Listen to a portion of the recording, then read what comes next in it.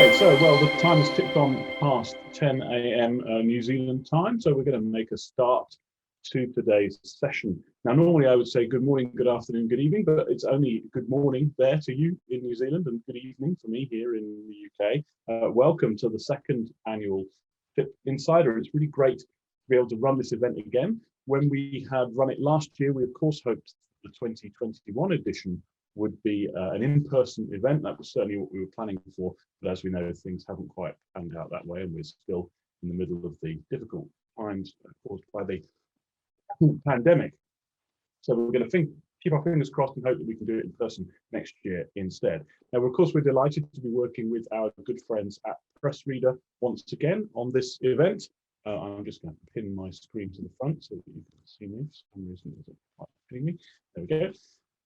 We're delighted to be working with our good friends at Press Reader once again. You can see with me our colleagues, Steve Chapman from Press Reader, who's a wave, Steve, and Ornella, who's there in the background, hasn't got a camera on, but she's there as well. She's going to be helping us out later on too. Massive thank you to them, of course, for all of their support that they've given, not only in this event, but to FIPP. They're one of FIPP's key strategic partners, have been for many years now. We're delighted to work with them in putting on not only this event, but all the other events that we put on together around the world. They do provide an enormous amount of support to the industry globally and I know locally in New Zealand. So a massive thank you to Press Reader for all of their hard work and all of their support in putting on this event. A reminder that FIPP members do get free access to the Press Reader platform as well. That gives you access to thousands of newspapers and magazines across the globe. Great way to keep an eye on what's going on in the industry. If you're a FIPP member, contact us now to set up your access. I've got inevitably a frog in my throat. Apologies for that. So do contact us now. You can set up your access to your free Press Reader account. And if you're not a member, you need to sign up today. You can do that on the FIPP website. You'll get access to all of our great content, our special reports. You'll get free training courses. We're running a free 5-part training course on e-commerce in the autumn, having run one on digital subscriptions earlier this year. And of course, you'll get discounts to all of our events, those that are not free, like this one is. And we're delighted also to be working with Sally Duggan and our friends at the MPA in New Zealand in putting on this event as well. Sally, give us a wave. They're in the background, there we go. Sally's going to be on later interviewing one of our guests. We're delighted to be working with the MPA, and it really is vital that we continue to support trade associations like the MPA. We are stronger as an industry when we work together, when we learn together, and when we provide a single voice to governments and to the big tech platforms that increasingly dominate our industry. So really great to be working with the MPA, and thank all of you as well for supporting the MPA and their work. Now, when we ran this event for the first time last year, the New Zealand market was in a bit of a state of flux. Stuff had just been sold for $1. Bauer has withdrawn from New Zealand, leaving the fate of the country's leading news and magazine brands somewhat uncertain. But it's great to see that 1 year later, the New Zealand market seems to be thriving, and we're going to hear a little bit more about how it's thriving later on. As is the case everywhere across the world, new owners have brought new ideas and new energy to the market, and we really hope that today provides everybody listening and everybody watching with some inspiration and also with some really specific actionable pieces of learning that you can take back to your businesses and implement immediately. A big focus for us at FIPP is not really about providing a sort of grandstanding opportunity for publishers. It's about providing content that you can actually use, that you can take away and learn from, and that will have some immediate relevancy to your business. And I hope you find that that's the case today. Quick word on FIPP. For those that don't know us, we are a global trade association for the publishing industry. We're primarily focused on the news media and magazine media businesses, and we're really focused on the journey of digital transformation for those businesses. So we provide, as I said earlier, learning, knowledge, networking, all around that digital transformation journey. We provide experiences like this one. We also provide training and consulting services as well. Individual membership costs as little as £20 per month, corporate membership from as little as £1,000 a year. If you want to access more of our great content and services, then please do contact me for information. Please do also keep an eye throughout this morning's session on the chat box, which you can find at the bottom of your screen, roughly where my finger is pointing now. because that has useful links and information being posted by the FIPP team and the press reader team throughout the event, including links to some of the things that we're talking about. We'll also put in there some of the presentations that we're going to see, and that's an opportunity as well for you to talk to each other and to talk to our guests. On that note, a reminder on Q&A. A number of our sessions today, including this first one with me, are live. So you do have the chance to ask questions of our guests. These kind of sessions rely and thrive on the interactivity that we have with our audience. So please do use the Q&A button, which you can find roughly where my finger is now. Q&A is there, to ask your questions, and you can upvote questions throughout the day. A little bit of a special one as well. Normally we run these webinars as separate sessions, separate webinar sessions. We decided to run this as two continuous webinars, one for the morning and one for the afternoon. That means that guests will be coming in and joining us and leaving again at various points during this morning's sessions and this afternoon's sessions. Please do just bear with us if you can see a little bit of the joins and the gaps. We decided to do it that way to make it easier for all of you to watch these sessions. It does mean that we're going to broadcast continuously for 2 hours in the morning and 2 hours in the afternoon, and guests will come in at their allocated time. You can, of course, use the chat and Q&A function throughout to interact with everybody. We'll have little breaks in between as well. When there's a break, we'll put up the agenda just a reminder of what's going to happen next. Let's just take a look at that agenda for today very quickly. Some of you saw it earlier when you were waiting. Here it is. So this is for the morning session, starts right now. I'm going to give you an update on the state of the media industry in a minute. Then we're going to hear from Lauren Quaintance from Storyation, who's going to talk about content marketing. That's live, so you have a chance to ask questions to Lauren. Then we have a pre-recorded interview with Sinead Boucher, hearing about her experiences the first year as the owner of Stuff. Then I'm delighted that we're going to be joined by Matt Lindsay from Mather Economics, one of the world's leading experts in the economics of digital subscriptions in particular, who's going to talk to us about how you can determine what your sub-strategy should be. Then we'll have a little break for lunch for an hour, lunch for you, midnight feast for me. And then we're going to look at, in the afternoon session, which starts at 1 p.m. New Zealand time, we're going to hear from Tommy O'Hare from the Outside magazine brand, Outside media brand in the US, talking about building a membership bundle to fully achieve your forever promise. Really important kind of strategic overview of how you build a membership business. Then we're going to hear from Carmen Parahi from Stuff about making magazines relevant for all New Zealanders.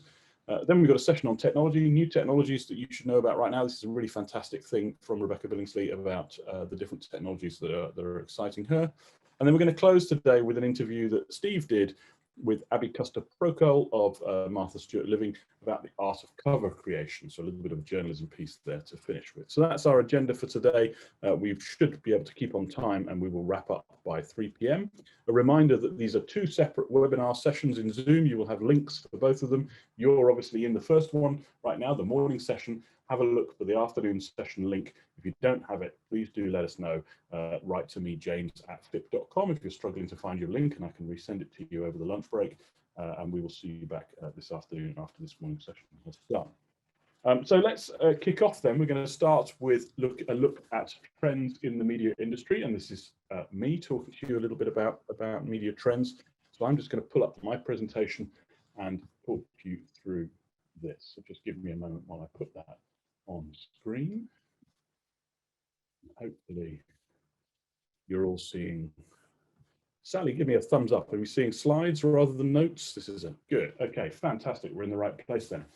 So what we're going to do is we're going to talk about trends in media, and we're going to talk about them from the FIPP point of view, so a global point of view. Now, prior to the crisis, we've done this presentation multiple times per year. Some of you who were on the session last year, the Insider session last year, would have seen some of these slides, but we've updated quite a few of them since then to try and reflect the latest of the crisis, the latest news of the crisis. I'll share these slides with you afterwards, so you don't need to take pictures, you don't need to write notes, you can just listen, and then I will give you the full pack afterwards.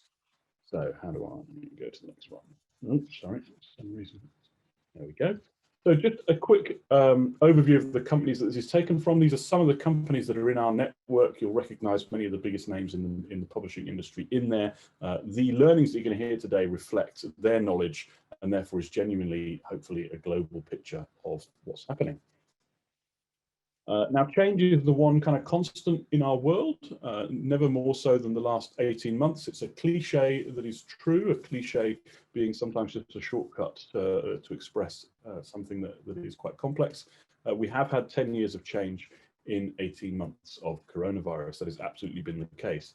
Change, as we know, is not linear. It moves in S-curves. A new technology comes onto the market, is slowly adopted at first, then suddenly has mass adoption, then growth tails off as the market is saturated. Think about cell phones, for example.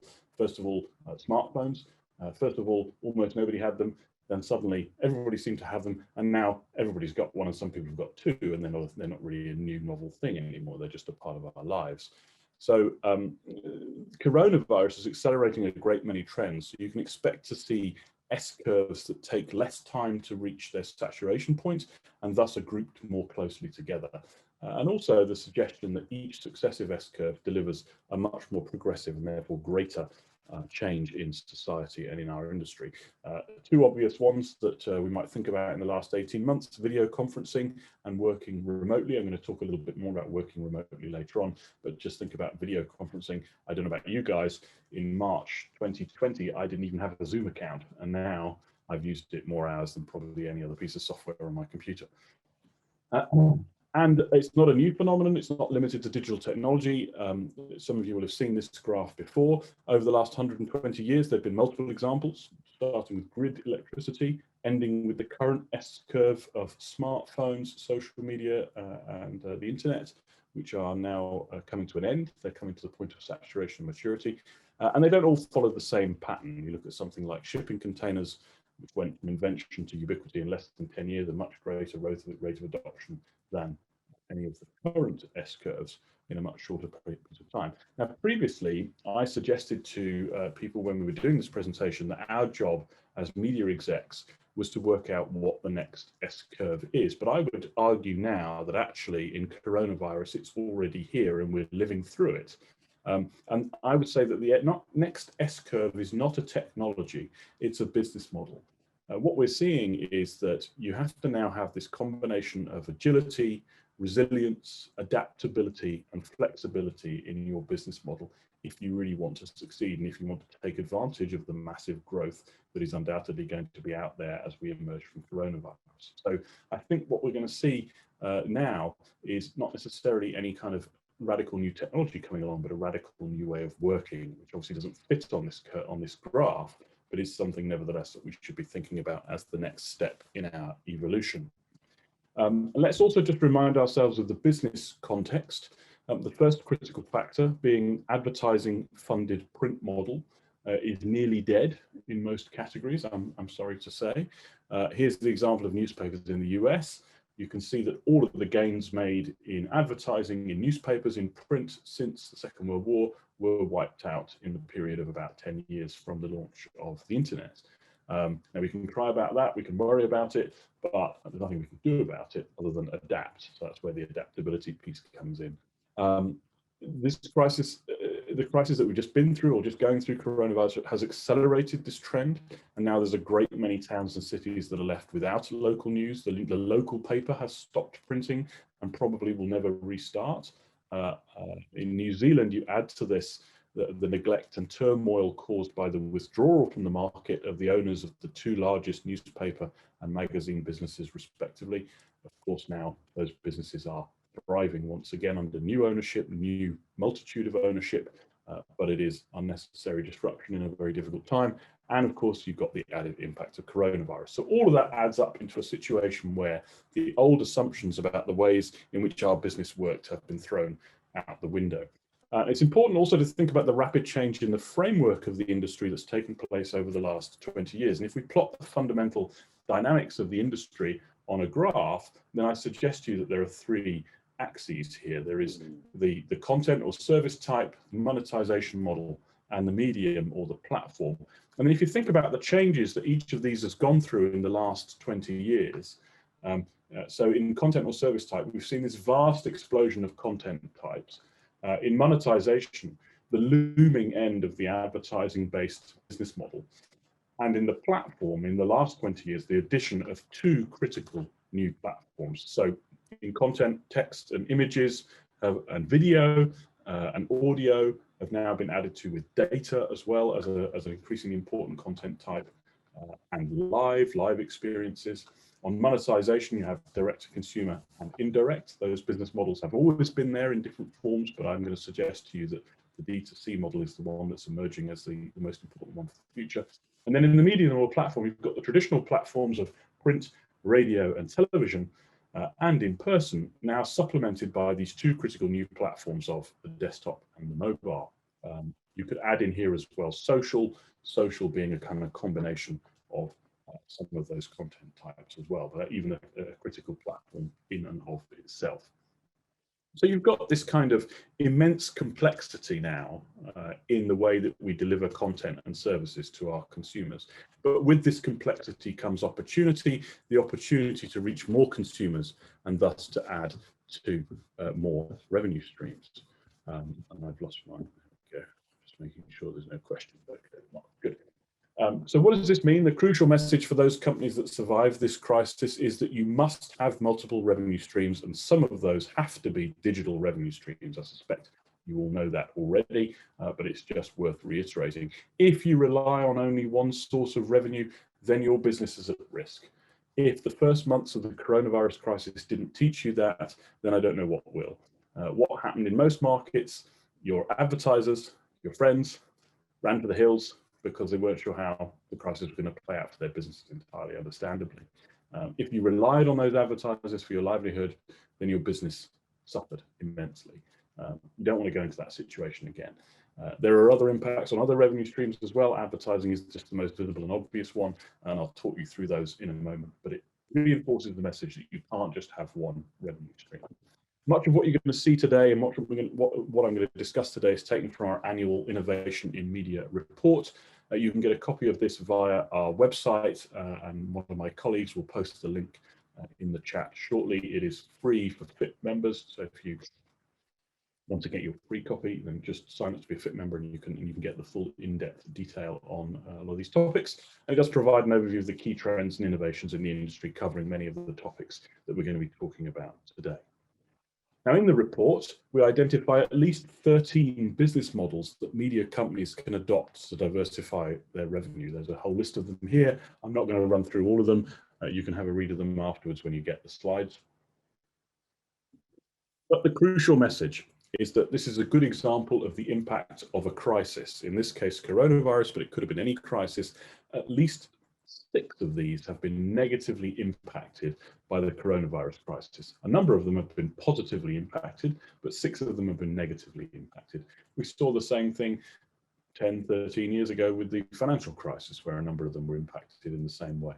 So it just reinforces the message that you can't have 1 or 2, you need to have 4 or 5 of these if you're going to thrive, because at the time of a crisis, 2 of those might be disrupted, but 3 of them might thrive. And that's what you really get. So we can identify some very broad trends in the time of coronavirus. The first is that print and digital, this is what we've seen globally, by the way, this is kind of an aggregation of the feedback that we've had globally. Print and digital advertising in the early stages of the crisis declined by anything from 50 to 100%. The higher traffic that we were getting in digital couldn't be monetized. And in some cases, such as local newspapers, ads disappeared entirely. Now, some of that has come back a little bit. I'll talk about that in a moment, but the immediate impact was very severe.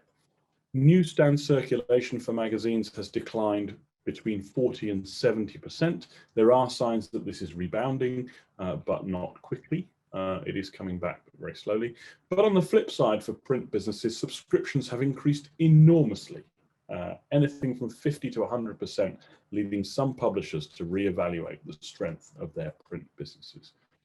Digital subscription volumes and the volumes of reading and subscribing on platforms such as Pressreader have increased enormously as well, anything from 50 to 100%, leading or more actually, in 250% in some cases.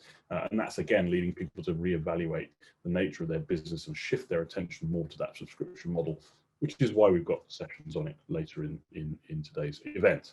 The website traffic numbers have also increased dramatically. If you take the traffic to the BBC News website, for example, that went from between 10 and 15 million unique browsers per day to 25 million or even 30 million unique browsers per day before settling down in the 15 to 20 million range. So incredible boost in traffic. E-commerce revenues are up across the board as people shop from home instead of going to the store. And of course, events businesses were very severely affected in the early stages of the crisis. Live event businesses almost completely disappeared before starting to re-emerge as hybrid or virtual businesses. Linked to this as well is the number of jobs that have disappeared. In the US media market in 2020, they lost 31,000 media jobs. That's more than we lost in the 2008 recession, when there were more people working in the industry in the first place. So a very severe impact on jobs. The good news is that in pretty much all markets, we see signs of a rapid recovery. I'll give you an example of Reach in the UK, which is a newspaper publisher publishing the Daily Mirror and the Daily Express. They reported at the end of 2020 that their annual results were actually better than expected, bearing in mind that they'd set the expectation for those results pre-coronavirus, actually beat their budget. Digital revenue was up 25% in Q4, but their print circulation was down 12%. So a great kind of contrast there as the different fortunes. So let's dig into our first key trend. Now, we used to put talent at the end of this presentation to emphasize its importance, but now we've brought it to the front because it's even more important than it ever was before. There's a whole set of important elements here relating to talent and culture, including, of course, diversity, which I'm going to talk about in a moment, but also the recruitment and retention of talent and the training to acquire new skills. But I think at the moment, this boils down to just two questions. Firstly, can your organization function effectively without an office? And as a kind of late stage coronavirus supplementary question, how are you going to manage the return to the office, which is not a clear-cut answer? And related to that, how do you keep your people motivated and focused? So if I look at the first of those, how are you going to function without an office and what does the return to work look like? Two aspects to this. The first is that we're going to work like this for a while. It has fundamentally changed the way that we work. You need to find a way to make this work. If you've approached this assuming it's only temporary, think again. I think this is going to change the way we work forever. And you can see that in the varying responses that there have been amongst companies large and small to the way they ask people to come back to the office. I am not detecting any recognizable pattern in that return to work in any market at the moment. There's a huge variety from everybody must be back at the office, one end of the spectrum, to everybody can work from home at the other end of the spectrum. As ever with these things, the solution is going to come somewhere in the middle. But I think the problem is being crystallized best by some of the senior executives who are saying to me, we don't want to force people into the office, but we recognize that the office is necessary for some of the work that we do. And the dilemma they're struggling with is how do we identify what those crucial in-office meetings or activities are and put some kind of structure around them that ensures that people engage with that whilst giving them the flexibility to be at home. It's not an easy question to answer and one that I think you're perfectly fine to struggle with because everybody's struggling with it. It will come in time as we kind of work our way through the end of this crisis, but the answer is not there yet. And related to that, you know, remembering working from home can be great, but isn't it starting to get a bit terrible as well? I mean, humans are social people, they're social animals. They rely on interaction with other people to make things happen. It brings a whole new set of challenges in managing, motivating and onboarding staff if everybody works from home the whole time. Everybody needs to re-examine their skill set and their ways of working to ensure that they come up with a new routine that works. So I think the talent and culture piece really crucial to the success of the industry. And just to show you how important this strategy wheel shows how trusted media brands, now trusted media brands is what used to be Reader's Digest. They still have Reader's Digest, still a very large brand in the States in particular. They have turned around their business incredibly in the last few years under the leadership of Bonnie Kinser. And they've done it by putting people and culture front and center at the top of the wheel. Rest can't happen without that. We recently ran our D2C summit, looking primarily at digital subscription implementation and strategy, and the messaging came out time and time again. If you don't have the right culture, if you don't have the right people, that project is destined, or that strategy is destined to fail. It is absolutely crucial that you get that right. There's a whole bunch of sessions in that D2C archive which you can access that tell you a little bit more about this. And related to the question of talent and culture is diversity, which was thrown into sharp focus originally, of course, by the Black Lives Matter movement. Surfaces time and time again, surfaced this week with the horrific abuse suffered by some of the footballers in the England football team after their defeat in the Euros at the weekend. But it is galvanizing genuine change in a number of markets. Now, New Zealand has its own challenges in this space. I wouldn't claim to be an expert on them, but I'm well aware that they exist. And it has developed a number of initiatives to overcome them. And we're going to be hearing about that specifically a little bit later. So I'm not going to talk about that too much now.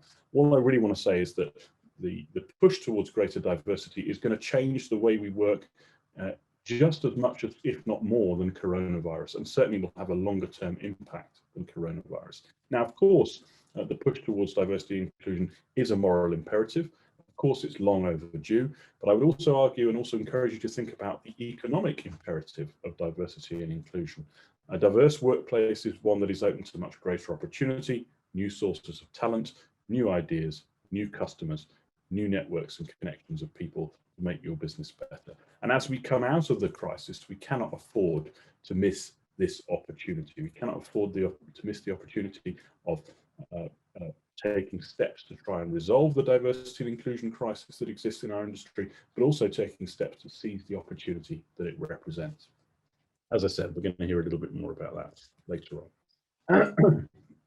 So let's move on to the business side of things and the business trends that we see. The most crucial business trend that we see at the moment is the move away from relying on third parties for your consumer relationship towards developing a direct transactional relationship with your consumers. Now, there's a number of ways that you can do this. Paid content is by far the biggest and is now a significant source of revenue for news brands. I'm going to talk about that a little bit more in a minute. Magazine brands have got a lot of work to do here. The second major opportunity is in e-commerce, growing very rapidly. And again, a big opportunity for magazine brands can be delivered via an affiliate relationship with an e-commerce partner, or you can build your own. And the third one is paid events. Paid events are great at building that direct relationship. Advertisers love them. They're harder to do virtually, but don't stop trying. You can get a larger audience. You certainly could in the earlier days of coronavirus with a virtual event. Dramatically smaller revenues, dramatically smaller cost. An example, Women's Health in the UK got 10,500 people on Facebook Live for their most recent event, which is many more than would have turned up in person. And later on, we're going to hear about developing the idea of a digital subscription into the kind of club membership idea, asking your consumers to transact with you across a range of different areas. See when we have any questions. Not yet. Let's just move on then to the next thing.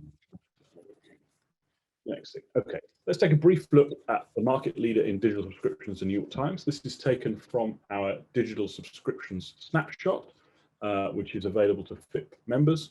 So you need to go and join FIPP to be able to get access to that. This is showing the volume of subscriptions, digital subscriptions that New York Times has by quarter. I haven't put any numbers on it, but just to give you an idea of the shape. And this is just an indication that the business that they've got is starting to reach the early stages of maturity. The point I want to make here is that across these two graphs is that it can be difficult to start a digital subscription business and it can be hard to start scaling it. But once you do scale it, the rewards can be incredible. The New York Times had what the papers judged to be a bad quarter last quarter because they only delivered 4.5% subscriber growth in a quarter. Now, that's down from an average of 10%, but it's still worth remembering that this represents more than 167,000 new subscribers, which is more than most people's total file. And it's also worth contrasting it with Netflix. Netflix's quarterly growth rate is about 2% these days.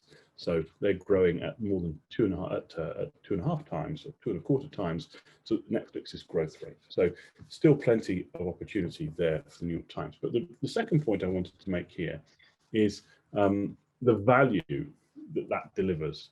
The bad quarter, this is the incremental additional revenue that the New York Times added each quarter from new subscribers. So this is not the total amount.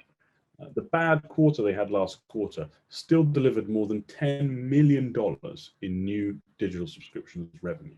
And if you look at that in contrast with recent history, you'll see it's more than anything except 2 other quarters. Also worth remembering that their rolling annual digital subscriptions revenue is now $650 million, and it's now the single largest revenue stream for the company for the first time. And I think together this shows that what's possible when you have the right strategy, when you stick to it, and when you continue to invest in your brand and in your journalism. And I mentioned earlier that magazines are a little bit behind the curve on this. Well, let's just have a look and see where they are. There is some early evidence, despite being very slow to adopt paywalls, that there are some encouraging signs of success. This graph shows The Atlantic in dark blue, The New Yorker in orange, National Geographic in grey, Wired in yellow, and Vanity Fair in light blue. Apologies if the colours are not quite clear, but you can follow along at the bottom. I filled in some of the gaps in the numbers to even out the lines. Again, this data is taken from our digital subscription snapshot report. The first thing you'll notice is the staggering growth of The Atlantic, up to 400,000 digital subscriptions and rising quickly.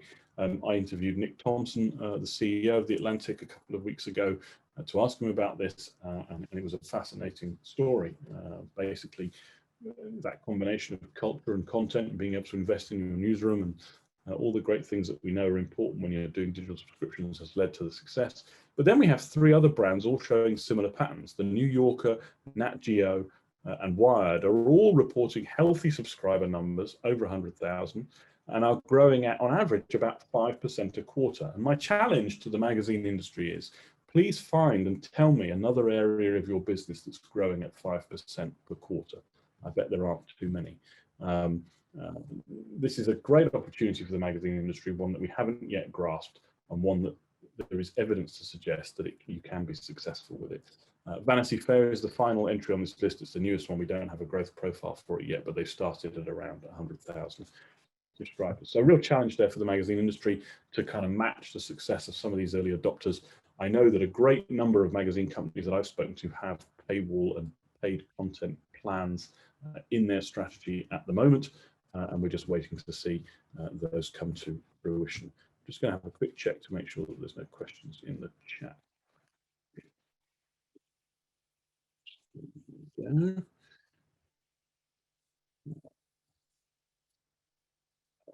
Steve says, hello, Steve. I can see you there on my screen. Steve says, does NYT release any details on their ARPU, their overall revenue for digital subscriptions? Do they talk about pricing at all? They don't, but in their results, you can work out what their ARPU is. I don't have that figure right in front of me, Steve, but I have got it somewhere. From what I can recall, they have managed to do this while keeping the average revenue per subscriber pretty constant. And in fact, I think in the last quarter, it even went up a little bit. So I don't think they're delivering much revenue beyond the digital subscription revenue yet, but they're certainly focused on pricing in there and making sure that they're consistent with their pricing and not sacrificing their yield. I can send that data to you, Steve, and have a look at it. It's quite interesting. Let's move on to the next. So that's kind of direct to consumer, really important business area. Let's move on to the next kind of big trend. There were lots of deals, this is consolidation and exit and M&A. Lots of deals happened pre-crisis, more happening now, many more to come. You can expect to see an enormous number of deals happen in the next few months, I think. We've seen some players exiting magazines. We're going to see some people coming in. We've recently seen some players buying unusual things. Future in the UK bought Go Compare, which is one of the biggest price comparison websites for things like car insurance. Wyndham, which is a timeshare company, bought Travel and Leisure magazine and renamed itself to Travel and Leisure. That's evidence of the increasingly close relationship between content and commerce. I think where this is going is we're going to end up with fewer big players. Publishing ultimately is a big industry that is yet to come to terms with being a medium-sized industry.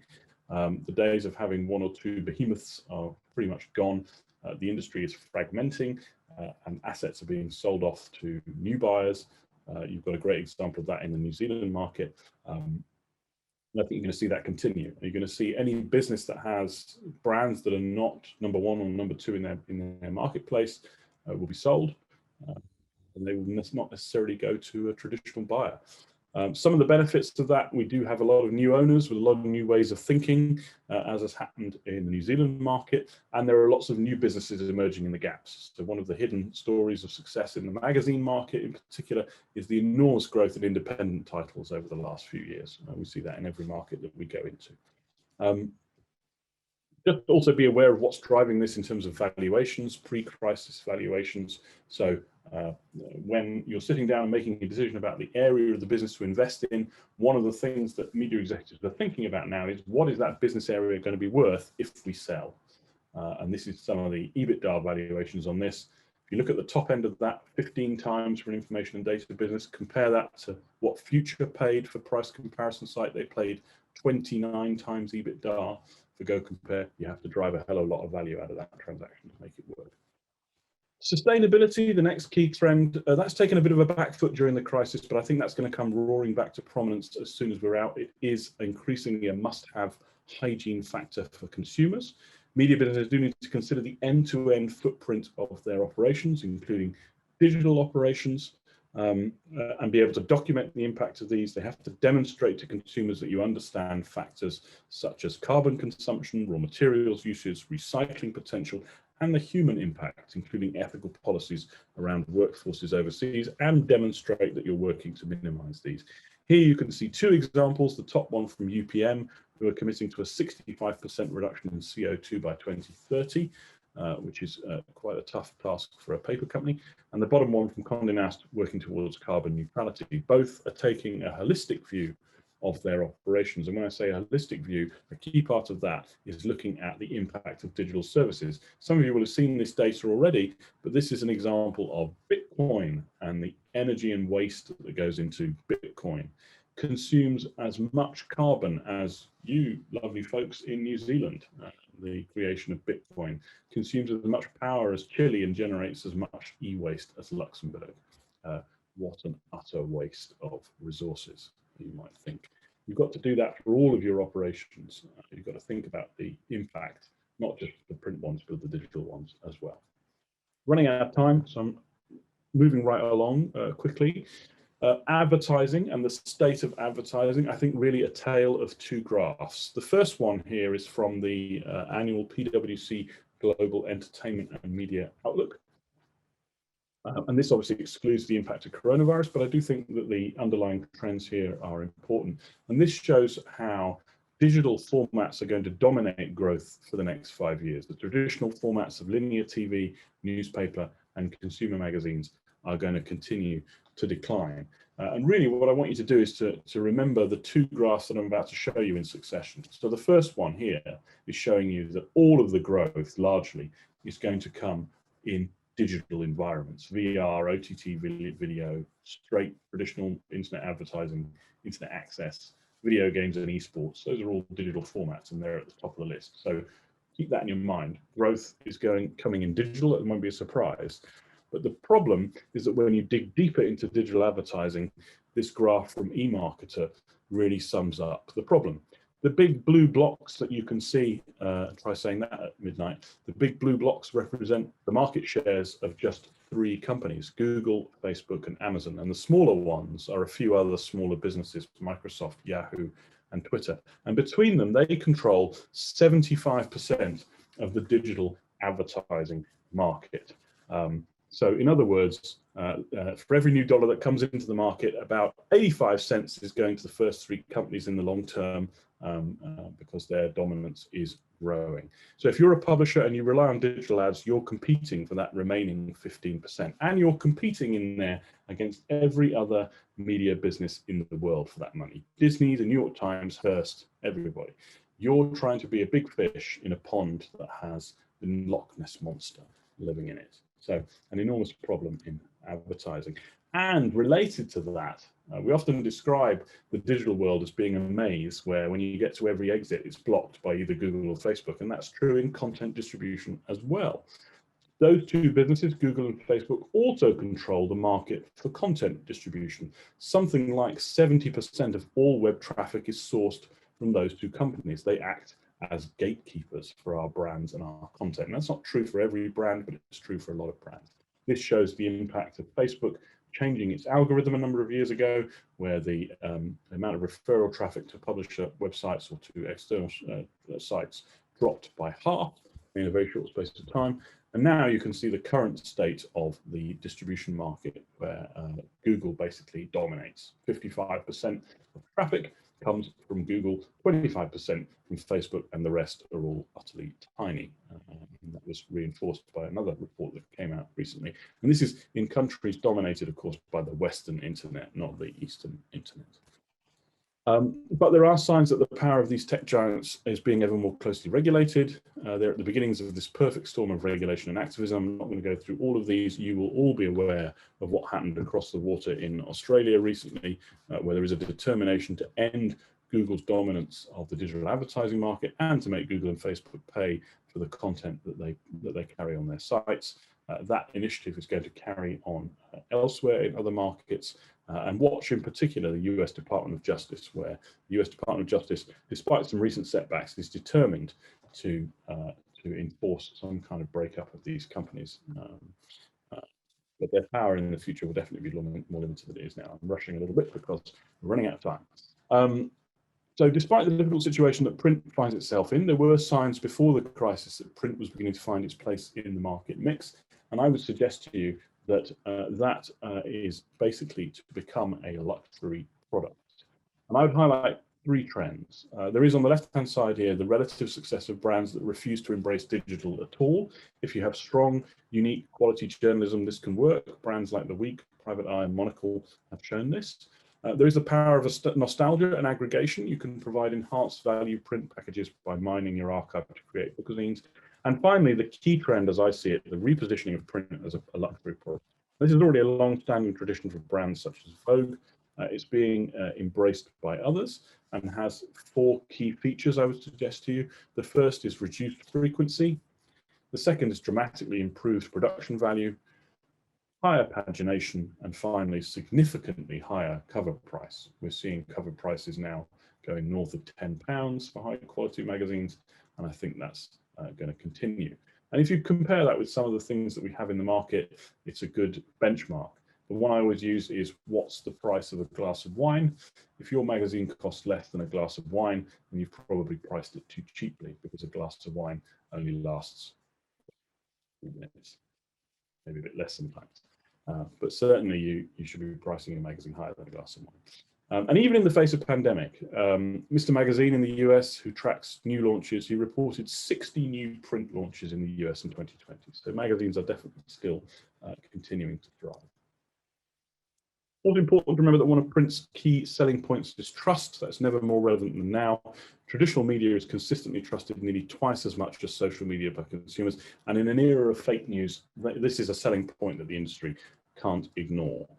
Trust is declining among highly politicized readers, and we must do more to reinforce and highlight the values of journalism. Ultimately, we're all, though, in the content business. We want to look at the power of platform-focused content. Two things to consider. How am I going to get a consumer to transact with me through these new platforms? And how can I create a content, or how can I create content that is bespoke for that platform? So it's no good just going onto a new platform and producing content because you think it's cool or because you think it looks nice. You've actually got to have some kind of way to transact with people. Think about the example of The Economist. Everything The Economist does on whatever platform it happens to be is about driving somebody to take a subscription for The Economist. If the platform can't do that, then they don't go on it.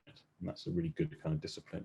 Two big areas of content focus: audio and video. In audio, the rise of smart speakers, and video, the boom and bust that's been there can be great for consumers, but you must think about monetization and don't rely on the big platforms. FIPP is going to be releasing a special report after the summer on video and video monetization, to look out for that. Smart speakers, this is the dramatic growth in smart speakers from a device point of view. They could be the next S-curve. You can see also the number of voice skills that have been launched over the last few years. So enormous growth in that market. And I just wanted to talk a little for a moment about podcasting. Podcasting is probably the easiest new format. It's not really that new, but the easiest new format to produce. You don't need much time and equipment. Your editorial teams will be pretty enthusiastic about getting involved. You can distribute these across a wide variety of platforms, and not all of them are controlled by GAFA. You can make money from them now, really learned a tremendous amount. And thanks to everybody who's listening. 80% signing off. See you soon. Thank you so much, Robbie, and thank you to the audience for tuning in. And 39 minutes is the average listening time. Compare that to Facebook Watch, where the average viewing time is 23 seconds. 39 minutes versus 23 seconds for a lower cost. Here's a quick look at some of the podcasting data that was in the 2021 Reuters Institute for Journalism News Report. I'm just going to skip over that because we haven't got very much time left. And the business models as well, you can read about those later. The last point is just technology. Do you buy or build? There is increasingly a divide emerging. On the one side, larger media businesses want to own the tech tools so they can control the dev path, and smaller businesses increasingly rely on outsourced technology services, the software as a service solutions. Don't allow your corporate IT departments to hold you back. Technology is the key to success in much of what we've discussed today. So we've run out of time, so thanks for watching. Here's what you need to do now. Go and sign up to the newsletter. Do write to me if you've got any questions about any of these things, james@fipp.com. Of course, I'm going to be around for the rest of today as well. You can message me through the platform, and do follow us on Twitter @FIPPWorld and FIPP CEO. Thanks very much for listening. I'm just going to see whether we have any questions that I can take in the minute or two that we've got left. How much time have we got left? We've got 3 minutes left. A question from Ornella from Press Reader. James, you mentioned 31,000 media jobs lost because of the pandemic. How do you see the media job market come out of the pandemic? Are certain kinds of jobs lost forever? It's a good question. I don't think necessarily that in the short term many of those jobs are going to come back. I'm certainly not detecting that many of those jobs are going to come back, simply because a lot of the businesses that employed them are smaller than they were and won't grow particularly quickly. Nevertheless, it's clear that there is a kind of pent-up demand in economies globally that is going to be released as coronavirus starts to ease. And as that happens, I think you can expect to see some of those businesses starting to expand again. If you think about an area like live events, that's completely disappeared. A lot of people lost their jobs. I think that will start to grow again as soon as it possibly can. And we're even starting to see that in markets like the US. So have they all gone forever? No. Have most of them gone? Yes, probably. But I think that's just a function of an industry that is becoming smaller but more focused and leaner, but not necessarily less influential. I don't think that's necessarily a bad thing. And then one more question here. What are you making of the deals big tech, in particular Facebook, are doing with publishers around the world? I think they're an utter disaster. I don't think we should be engaging with Facebook at all, personally. We're going to hear from Sinead on her views on that a bit later on. I think it's a devil's pact to stop us lobbying to have them regulated, is my honest answer. And I don't think we should be doing it. But I, on the other hand, totally understand the imperative of a media business who's offered a large check for basically nothing, for no work. James, do you mind if I add something to that? It's kind of looking like when you look at your advertising there and you see that you've got 3 key partners that are now, taking what did you say, 85 cents of every advertising dollar. It's a short-term financial gain for publishers, but then as they take more and more of the content long-term, is that going to mean that people are not entering subscriptions with you directly and so forth? Are you going to become reliant on these big players for all of your revenue? I think it's a bit of a Pandora's box that we're opening up here. Sally, I'm not sure if you have any thoughts on this, but Sally, do you want to chip in with anything on that? You're on mute.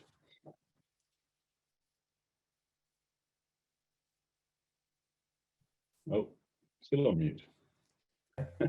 There we go. I'd just be interested to know if you're seeing global examples similar to what Stuff's done over here, with Facebook? Unfortunately not. Well, there is one company that has done something similar, or that has taken a similarly strong stance to stuff, which is the Globo Group in Brazil. So the Globo Group in Brazil is the largest media business in Brazil. They're a very influential news media business. They provide a very strong, resistance to Bolsonaro's government, particularly in the time of COVID. They have been offered a ton of money by Google to do a deal similar to the one that Google has done elsewhere, and have turned it down. Many of their smaller compatriots in Brazil haven't done that, but Globo have. And they have similar concerns about the impact on the ability to lobby against Google and democracy and all the rest of it. So